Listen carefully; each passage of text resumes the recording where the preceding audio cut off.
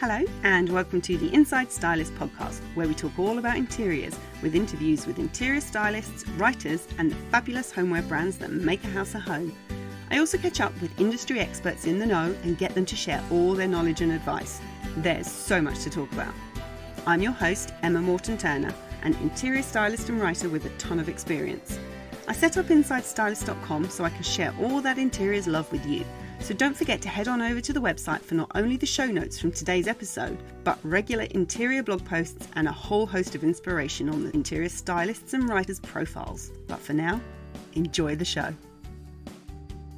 Today's guest works with an eclectic mix of artists, designers and recent graduates to create a fantastic collection of textiles for interiors, including fabrics, wallpapers, cushions, furniture and lampshades. Her admirable aim is to create a unique pathway for new designers and represent some of the UK's most exciting emerging British talent.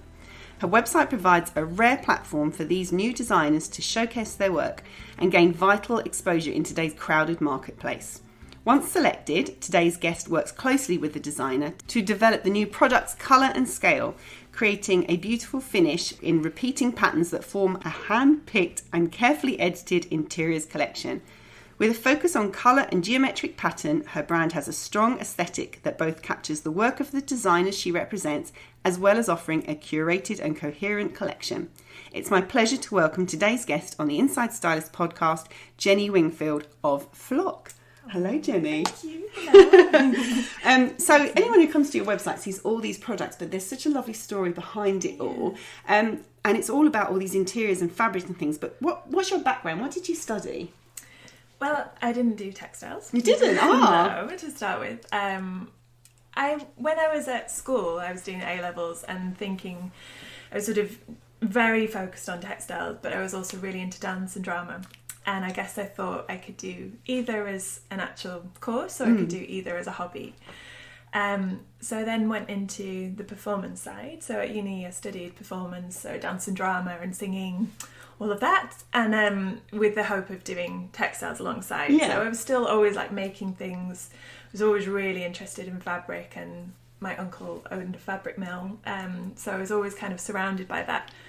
So I think I studied the sort of performance side of things, but ended up going more into set design and costume design because I think that was more my thing and I was really missing it.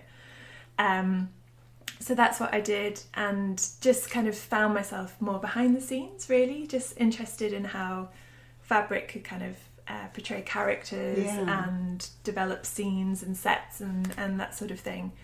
But then after kind of leaving uni, I was definitely more into textiles and kind of followed that route and went more from set design into interior design, and then began working at Liberty in the fabrics department. Funnily enough, in the fabrics department, yeah. Absolute dream job. That is just such a beautiful building and the fabrics are amazing. Yeah, that was amazing. And Liberty's always been, my mum just loved Liberty when we were little, and that was like something that I've always kind of been, you know, really surrounded by pattern all my life. And so getting a job at Liberty was like fantastic. I did lots of like set design stuff beforehand. So I worked at English National Opera, which was amazing, and did a little bit for Harry Potter as well, working on the films for that. So that was really fun. But then, the actual full-time job became working at Liberty. And then... So what were you doing when you were working there? On the shop floor? Yeah, in the fabrics department. So in the furnishing fabrics, because obviously they have their gorgeous...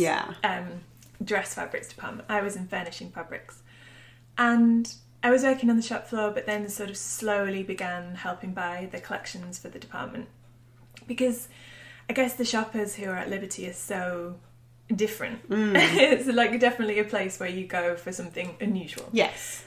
We got a lot of men shopping there, and a lot of kind of people are just after something a bit more exciting than maybe going into other stores. Yeah, they want to have their home stand out. Yes, so exactly. That's the place to go. That's the place to go. That's really interesting that you can go from working on the shop floor, and I can imagine you advising people who had no clue. Absolutely. But to go into like a higher end of the buying side of things and choosing the designs. Am I getting? Yeah, that's totally right, because I guess it's quite a special department really, because a lot of customers are going in there, and it's just, you know, you can it's quite overwhelming if you don't know what you're doing. It's overwhelming because there's just books and books and books and books. It's like a library basically, and my brain is still full of all of those patterns, and I know which book they're in, and I know how much they cost. And then, so I guess we, as well as just selling the actual fabrics, you were sort of interior designing, helping customers really choose what they wanted, helping them select fabrics and put them with wallpapers, and so very, very soft little bit of interior design. But then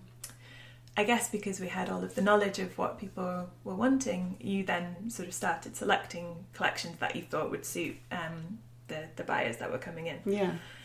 And that's how I started then kind of falling into looking for student work, because it was just, at the time when I was working there was so many crossovers between the big design houses. So Colfax and Fowler and Designers Guild, you would kind of see quite similarities, and it was like the designs had sort of the brands had stopped maybe having their own identity, and there was quite a lot of kind of crossover of brands and a lot of mixed style.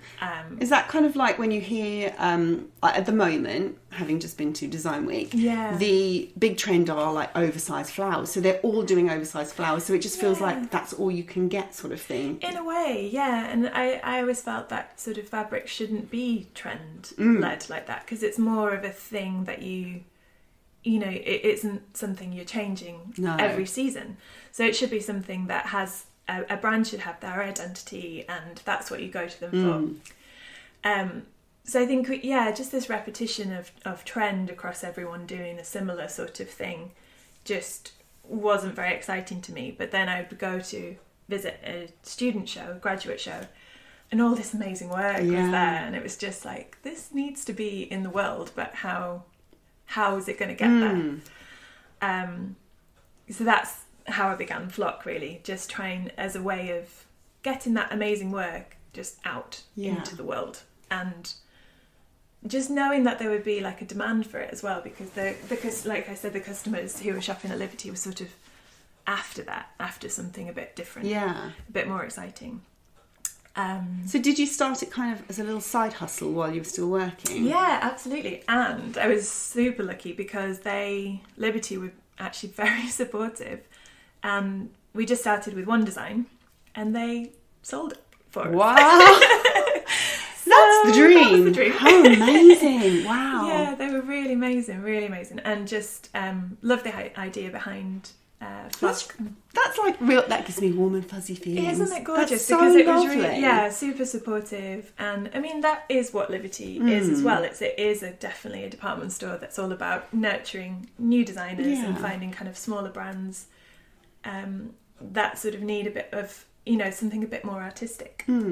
So I think that was originally their ethos as well. Who was your first brand client? Your first designer that you brought on? First designer, she was actually called Coherent, and she's not part of the collection anymore, but she's grown. You gave her that start. She's like moved on. Yeah, we just sort of so her work was actually a embroidered men's suit jacket. Ooh. And with a matching engraved metal collar. Wow, that sounds phenomenal. And it was this beautiful circuit board design. And like I said, there was a lot of guys shopping at Liberty, and it was just, we thought that's great. That's going to really work as like a pattern. So we took the design from Caris's jacket and the embroidery and sort of just blew that up into a pattern that would work as a repeat, and we printed it on velvet, which was amazing, because at that time digital printing was, I mean, it's not that long ago, but it was still like a really new technique then. Especially on velvet. On velvet as well. Very specific kind of printer that you need, and not many print houses were doing it. So it was... Did you have to, because obviously you've been kind of selling fabrics, but to know how to do that process, did you have to go away and kind of research the people who can do that printing, and did you even know it was possible? Well, we were very, very lucky because we sort of found a printer who actually, I think they used to print for Liberty as well, so I didn't know that at the time, but through discovering them we kind of learned of that connection.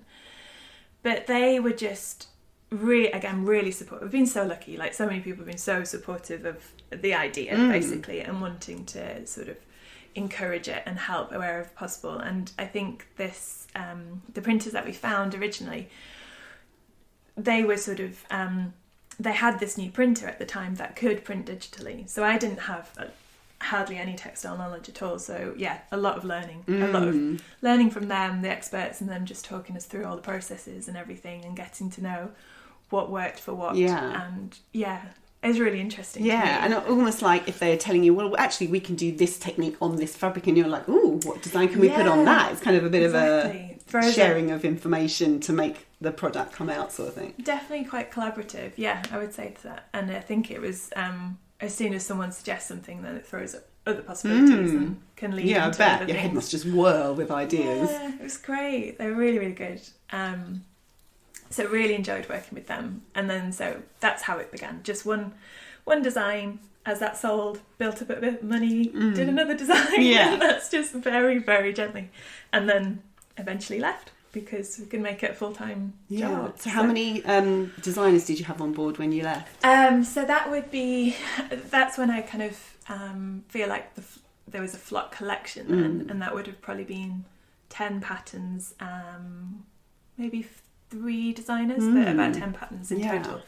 And it's just grown, and I sort of found new people every year as I go along. I've got this huge library of stuff I want to produce, but only 24 hours in the day.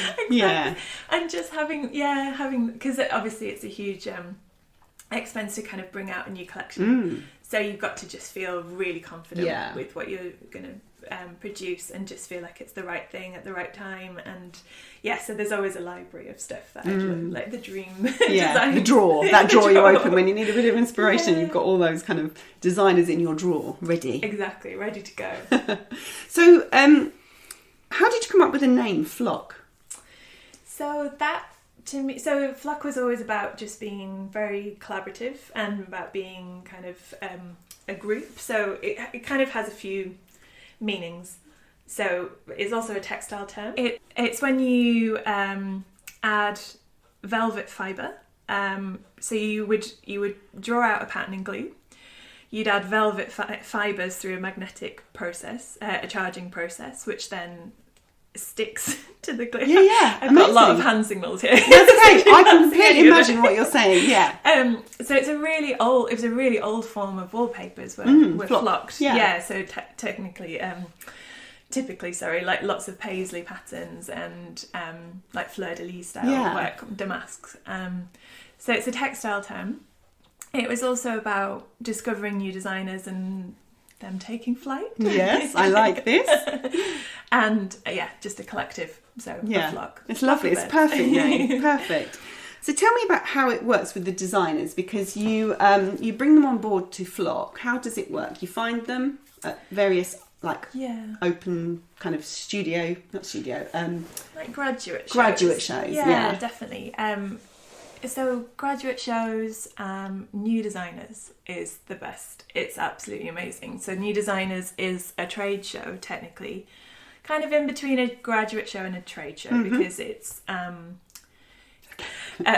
of June in Islington, and it's at the business centre in Islington. And basically all of the textiles universities from across the country come, and they have a little stand to represent their university. So their best students, or students who want to be there, come and submit their final collections.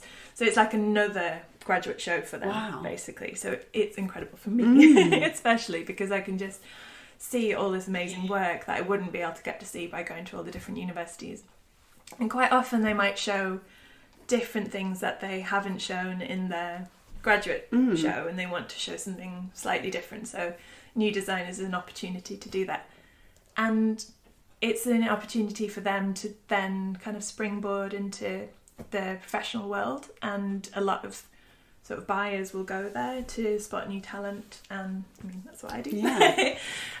So it's an incredible show. So I go to so definitely new designers going into graduate shows, but more often as well recently Instagram's been amazing for finding people, because it's not as precious, and I think a lot of people will just a lot of designers might just do a sketch and throw that out there without feeling like it has to be a finished textile pattern.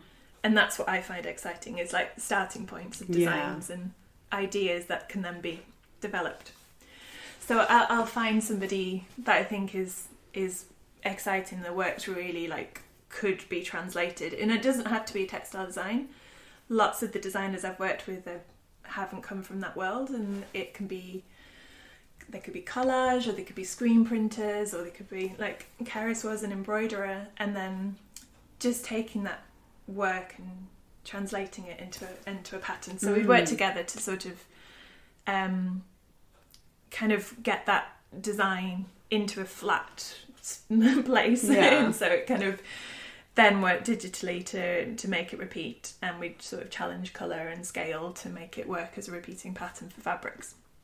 But just sort of bearing in mind its end use, I guess. So is it going to be wallpaper, and if that's going to change the scale, or is it going to be a fabric that you want to use for curtains and upholstery? And so just trying to imagine. Yeah, because there's different things you have to take into consideration for how you print on different fabrics. So that, so you need to know it's going to work. But I think more importantly, like scale, really, because if you did something for curtains, you don't want it to be, I guess, too small and it gets lost, but then it needs to also work as a cushion. So that's quite a delicate balance, like trying to find the right scale for that particular design, and still sort of doing justice to where it came from and its starting point.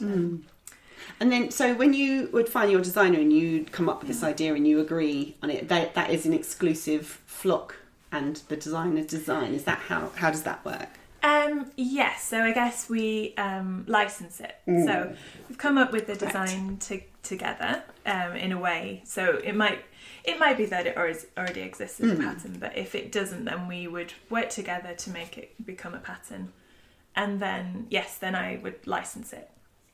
And then we digitally print everything, so that gets sent to the printers, and then we print it as fabric by the meter, and then that's what I sell. Right. And then the designer gets a royalty every time something sells. Yeah. And that helps springboard them to get their name out there, get found by more people. Yeah. And then because that's the thing. Move on. We print the name on the selvage of the fabric as well. So it'll say, for example, Rachel Parker for Flock, and then the design of the name of the design.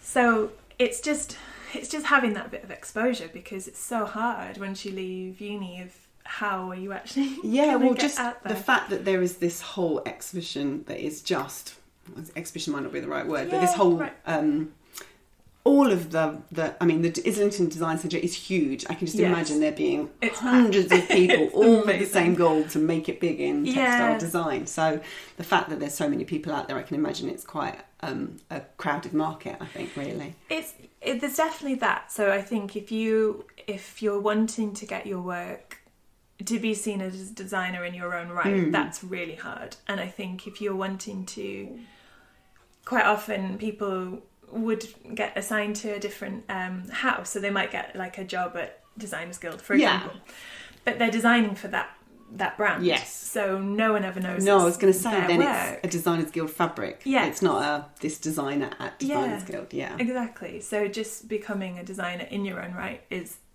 tricky. So that was the hope, just to have a bit of a spotlight onto that designer, their own style, and just a bit of a springboard into the world. So the royalty obviously helps, but just having that design out there and the exposure of that in different shops and on different websites for different interior designers and that sort of thing. Yeah, I think that's so lovely. It's such a lovely thing to do, to help people promote themselves, essentially, but building up your brand at the same time. It's like a really lovely thing. Yeah, I'm very lucky because I got the best job in the world. Yeah. Just choosing designs that I like. Get to play with fabrics all the time. It's my dream. This is how I do my job. So why don't you tell us about some of the latest designs that you've got from Flock, and maybe mention the designers who do them? Yeah, so the latest designs are two patterns from a designer called Rachel Parker. And Rachel's been with Flock since the beginning. So this is another lovely part of how the business is kind of developed, is that the designers we work with currently, when they come up with new work, they'll quite often just send it over and say, is there something you'd like to add in? And so that's great. So I get kind of offered work regularly to choose to print for the next collection, for example. So these two new designs, one's called Atlas and one's called Kiso, and they were designed by Rachel. Rachel works in... Originally, when we found Rachel, she was very interested by cross stitch and embroidery, and sort of the linear kind of form of cross stitch and like almost like the pixels that it creates. And so she used to have her Instagram handle used to be Pixel and Thread, which is sums her up quite well, because she kind of she bridges the gap between sort of slow handmade work and then digital work, and so she's got a really great style, a lot of triangles, and amazing use of colour. Yeah, I think she's just... I love that design. It's just stunning. It really is. It's quite bold and quite impactful. Definitely. And she'll send over colour combinations that I just couldn't have even dreamt up, which are just amazing. So she's really, really good. And then she actually works a lot, not just on submitting new designs, but quite often she'll join me in colouring other people's designs. Oh, okay. Because she's just such a such a magical way of working with colour. So she's designed those two designs, which were actually developed for a collaboration we've just done with Aircall, which was amazing. And so did you have the collaboration set up and then you had to choose a fabric, or how did that come about? It sort of blended. It works really well. I know it's quite difficult to be, if you're on the dog walk and you're listening to this, it's quite hard to see it, but I will put links in the show notes to everything, and if you're on your phone you can just swipe up and the link will be there, so have a listen and have a look at that and click through. But it's just... Aircall is such a fabulous brand to work with, but the way it just works really well. Photography is fabulous as well. It was amazing. Yeah, it was kind of it sort of popped up towards the sort of like autumn of last year, and they were interested in working on a collaboration together. And one of the designs that Rachel had already in her kind of collection that I hadn't produced yet, but I'd always wanted to, was sort of there as an idea. So we met with them, with Aircall, and I talked about my dream drawer of designs. So we went basically with loads and loads of pattern options, and they sort of selected ones that they liked, and then we worked and kind of tweaked them colour-wise and scale, and they suggested a chair that they wanted to use for the collaboration, and so we kind of had that in mind. It was quite a beautiful, it's called the Merino chair, and it's got this gorgeous curved arm, so we wanted to have something that was quite contrasting to that, something quite sharp and kind of geometric, I guess, too, which is always the handwriting of what we do at Flock. And so eventually, after lots and lots and lots of sampling, they kind of settled on these two designs. And then we knew that we would want to produce them as fabric as well, because if people had seen them as a chair, we wanted them to be also available to buy as fabrics, lampshades, cushions, and everything. So those are the two new ones at the moment, and I think they're quite typical of Rachel's style. Very, very geo, and just lots and lots of colours. Yeah, they can be used in all sorts of different interiors, which I think is great about them. I did I taught an interior styling course at Chelsea School of Arts, and I took loads of fabrics with, and that was the one that got picked up the most. Oh, you can tell her that. You've done quite a few collaborations, haven't you? Aircall's the new one, but Aircall's the latest, and I love doing collaborations because I think they're just such a nice way to spark ideas and think about the fabrics in a new way as well. So when we worked with Floor Story on our rug, which I think is it's brilliant, one of the most gorgeous things. Is that the first time you've done rug? Yeah, because that's another technique, learning what the kind of constraints of what you can do with the design. Yeah, it was because that one. The rug is based on Rachel's work, which was Northmore, which is definitely our best selling fabric, and we've never actually counted, but it must contain hundreds and hundreds of colours. And Simon at Floor Story it sort of reined us in and knew that we needed to reduce it right down so that it could be, because it's hand knotted. So if you have all these different colours, then it's kind of going to just be so expensive to produce. So we reduced it down to 26, I think. From hundreds. Rachel really cleverly Gosh. kind of like really stripped it down.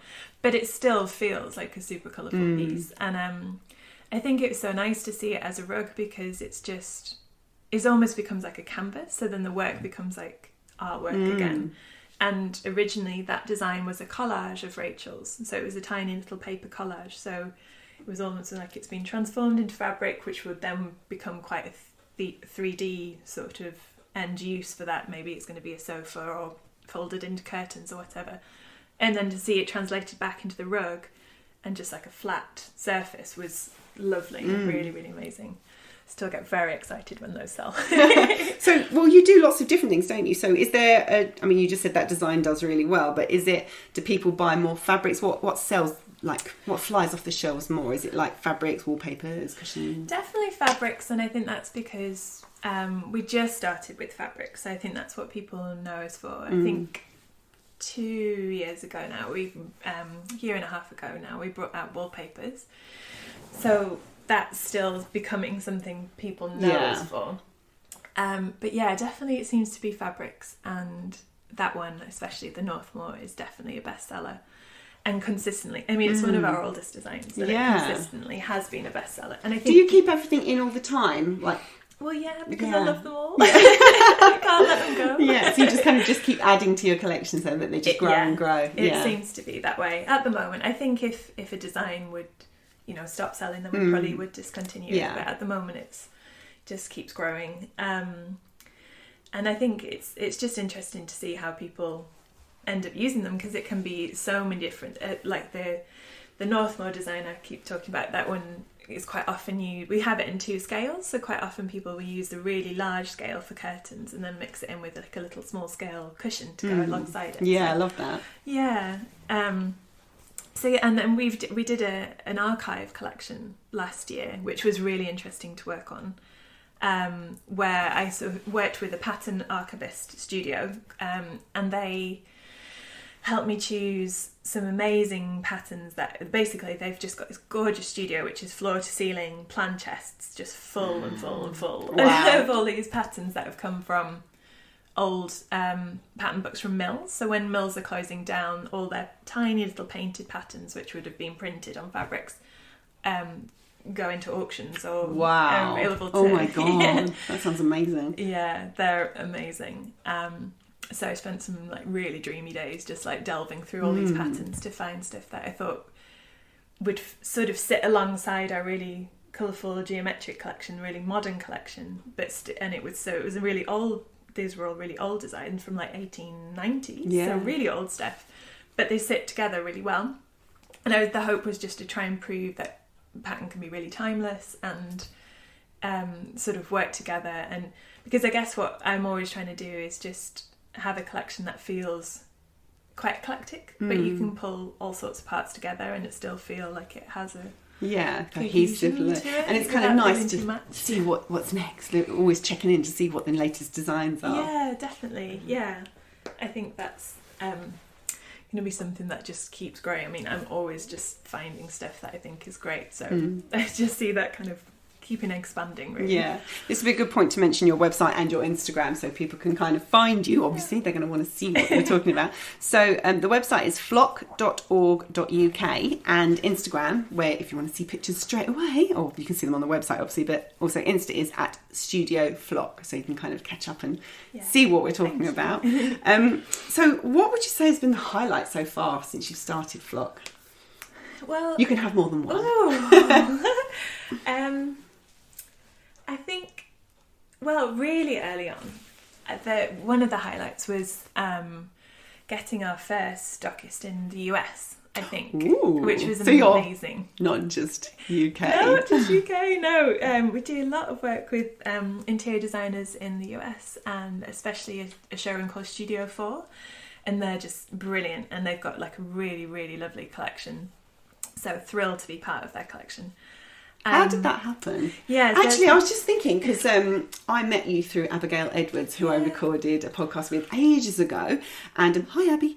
And I think she said, "Did you meet at a show in America?" Yeah. Is that how it all came about? Yeah. So that's how you came to sell in America. You actually went over with all your. It was even before that. It was really early on. It was when Flock had just begun, and I was actually there working on a project with my sister-in-law. She makes this huge public art installation. So I was over there working with her, and sort of just actually wandered in into this showroom, which I thought was absolutely gorgeous. And I knew of them before going over there, so I had my book. Yeah. And just in case. Yeah. I just thought I'd pass by. Exactly. And just sort of chanced it in a way and became terribly British because that which I bet they loved. sort of worked for us. And they just really loved it, and they really got behind the story, and just sort of said straight away, let's take the collection and give it a go, and it's just done so well there since then. So that was a big highlight, definitely. Urkel, obviously. Yeah. They were on my dream. I have a dream list. Oh, good. It's always good to have one of those. Things that I want to, I'd love to do. Yeah. And they were on that, and so that was amazing to work with them. They were so great to work with. What else is on your dream list? You don't have to share, but if you want to, because you never know who's listening. Exactly. Well, sort of getting stockists in Japan as well and that's just about beginning with a showroom. So that's very exciting. Why Japan? Oh, just because I'm a bit obsessed. Yeah, you and my daughters. It's just so gorgeous. Japan and Korea. It's a bit of a thing. Really? Except for them, it's more K-pop. Not quite fabrics, but stick to the fabrics, okay? Just stick to the fabrics. Yeah. It's just, I mean, all the aesthetic of it is just beautiful. I've never been, so. Well, then I think you need to go with your book. Yeah. Just pop into places. Yeah. I think it's just, I think they're sort of not afraid of colour as well, and I think the thing is with places where in the UK, I guess the geometric thing is quite popular and is quite sort of seen, but maybe this is why it works well in the US, because it's not as kind of common, so I think people are drawn to it, and I think the same for Japan.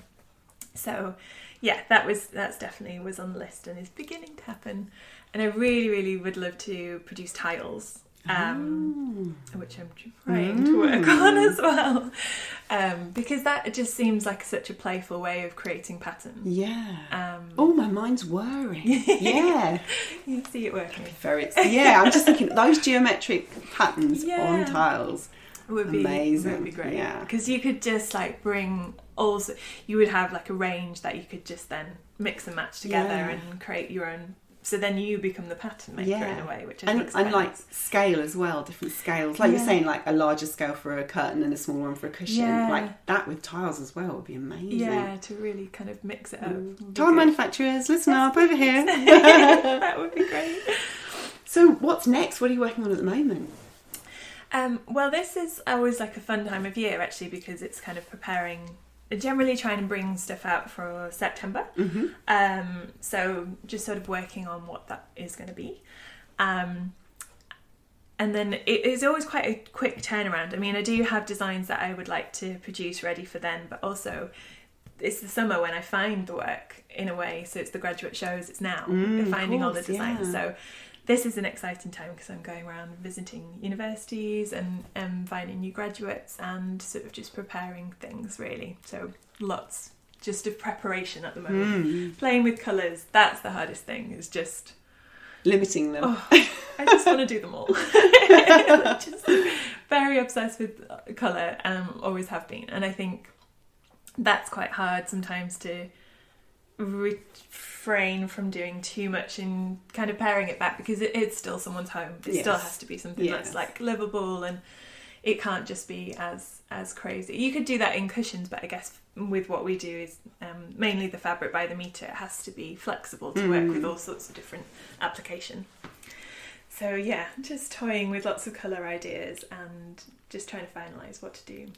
It's also a sofa company collaboration, which is really exciting as well, but more to come about that. Do you have all the fabrics in your home? Not all the fabrics, because that really would be quite crazy, but do you have a lot of stuff in your home? As decoration? Yeah, or like, do you have 1,000,001 cushions? I have a lot of cushions. Yes, definitely.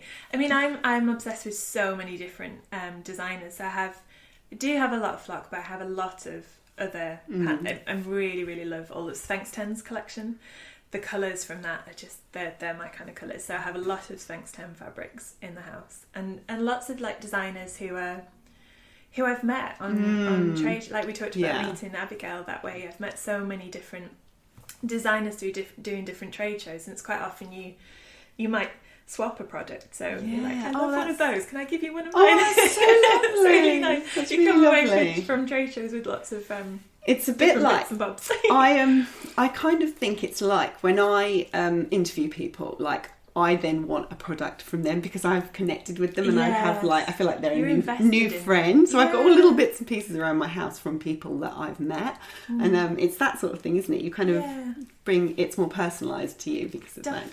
Definitely. You really want to like support them and kind of bring it into the house and like be part of their story as well and support it to that. I love that whole kind of swapping. That's really lovely. Well, it's been really lovely to talk to you. Thank you so much for your time. Thank you. And because we did talk for quite a long time before, this is a common theme.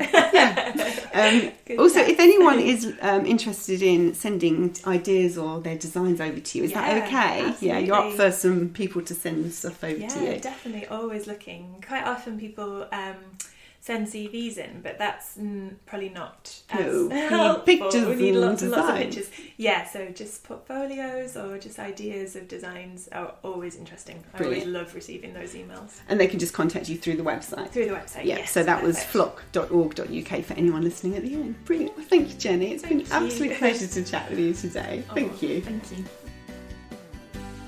Thanks for listening to the Inside Stylist podcast. You'll find all the details from today's show over on the show notes at insidestylist.com.